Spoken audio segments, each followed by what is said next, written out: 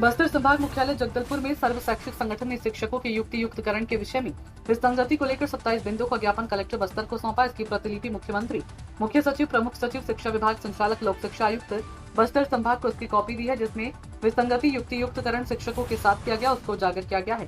जिसमें प्रभावित शिक्षकों का आरोप है कि काउंसलिंग से पूर्व दावा आपत्ति का अवसर नहीं दिया गया, जो संवैधानिक न्याय के विरुद्ध है।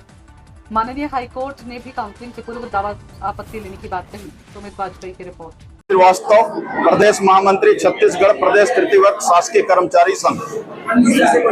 आज शिक्षकों के युक्तियुक्तकरण के विषय को लेकर हुई विसंगति को लेकर हम लोगों ने 27 बिंदु का ज्ञापन आज कलेक्टर बस्तर को सौंपा है और इसकी प्रतिलिपि माननीय मुख्यमंत्री, माननीय मुख्य सचिव, प्रमुख सचिव स्कूल शिक्षा विभाग, संचालक लोक शिक्षण और आयुक्त बस्तर संभाग को इसकी कॉपी दी है।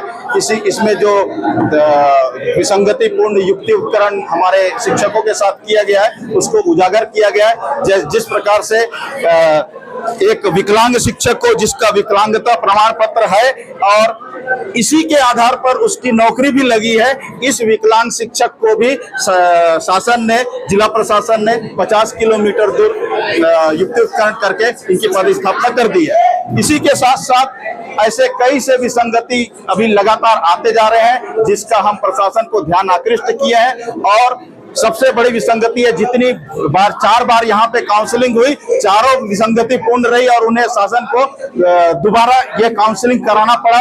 इससे यही प्रतीत होता है कि यह काउंसलिंग पूरा दोषपूर्ण है। इसमें भाई भतीजावाद हुआ है। किसी जो महिला शिक्षक जो चाहते हैं उसको अपने इच्छा अनुसार जो है पद दिया गया है, ओपन काउंसलिंग बोला गया, लेकिन केवल अंदर घुसने से 2 ही स्कूल दिखाया गया, ना ही रिक्त पदों की सूची बाहर दीवार पर प्रदर्शित की गई, जिससे शिक्षक अपनी इच्छा अनुसार वहां पे ले सकते थे।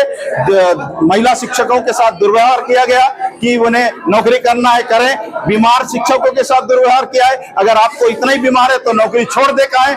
और विकलांग शिक्षकों के साथ मजाक उड़ाया गया कि आप किस प्रकार से विकलांग है बोल के हंस रहे थे।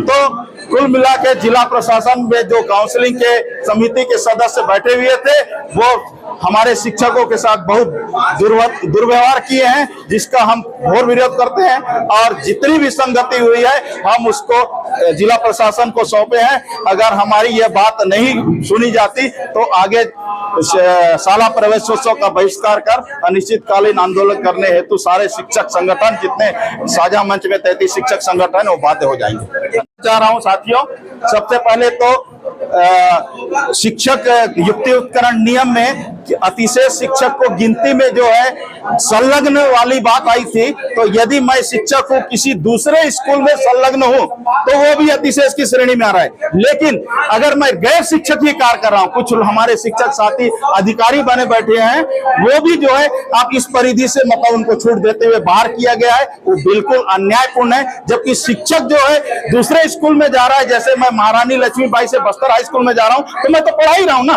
एक स्कूल से दूसरे स्कूल पढ़ा हूं। जबकि वो अधिकारी शिक्षक बन के अधिकारी बैठे हैं वो तो पढ़ा नहीं रहे हैं, तो उनको भी इस दायरे में लेना चाहिए। लेकिन शासन का यह दोषपूर्ण नीति है। और इसी के साथ साथ जिन स्कूलों में पहले से शिक्षक थे, जैसे विज्ञान के शिक्षक हैं और वहां पे पीछे में जिला शिक्षा अधिकारी के द्वारा अतिथि शिक्षक दिया गया, अब शासन बोलता है कि अतिथि शिक्षक रुके रहेंगे और जो 20-23 वर्ष से पदस्थ शिक्षक है वो अतिशय बाहर हो जाएंगे। ये भी पूरी तरह से गलत है। और बस्तर और सरगुजा में 2500 से अधिक एकल शिक्षकीय और शिक्षक विहीन शालाओं में भर्ती किया गया। अब उनकी भर्ती की पदस्थापना राज्य शासन लोक शिक्षण संचालनालय से पैसा लेकर की गई। ऐसे स्कूलों में उनकी पदस्थापना की गई जहां पहले से शिक्षक थे।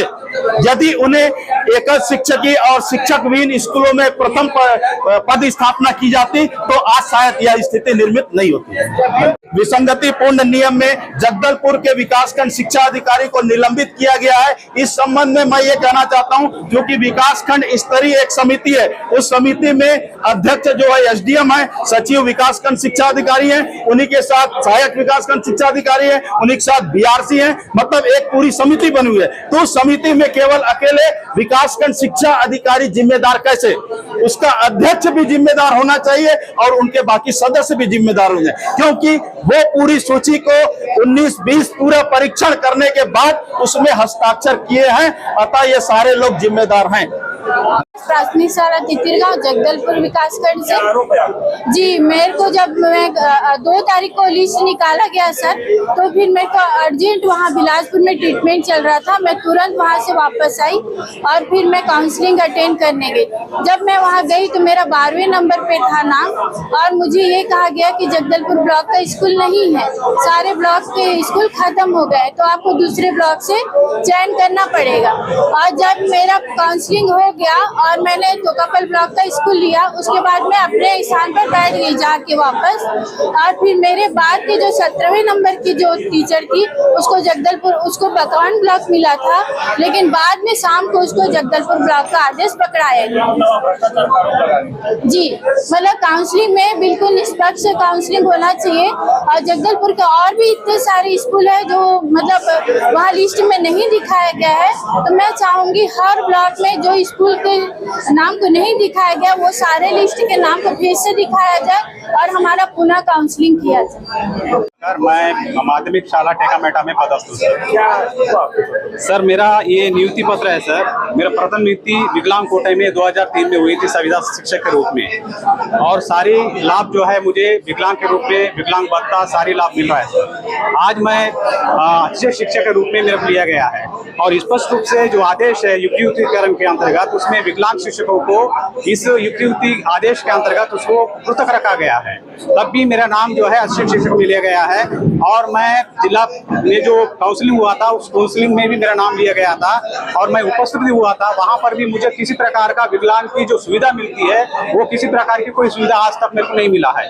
और मुझे दूरस्थ संस्था में जहां पर चलना परेशानी है, मेरा पैर एक पैर से मैं विकलांग हूँ, ऐसे स्थान पर जहाँ 80 किलोमीटर दूर जगदलपुर से और मैं जहाँ पर पदस्थ हूँ वहां से 80 किलोमीटर दूर मुझे पदस्थ की गई सर। और मैं इसकी विनती भी अधिकारियों से करता रहा, लेकिन कोई अधिकारी मेरी बात सुनने को तैयार नहीं। आप विकलांग नहीं हो, आपको ये सुविधा नहीं मिलेगी, ऐसा कहकर ठुकरा दिया गया सर। और मैं आप लोगों से मांग करता हूं कि मुझे जो अच्छे शिक्षक में ली गई है उस सूची से मेरा नाम हटा दिया जाए, या फिर मुझे अगर देंगे तो ऐसी सुविधाएं दे दे जहां पर रोड किनारे स्कूल हो, ऐसा वहां स्थान पर मेरा पदस्थ की जाए।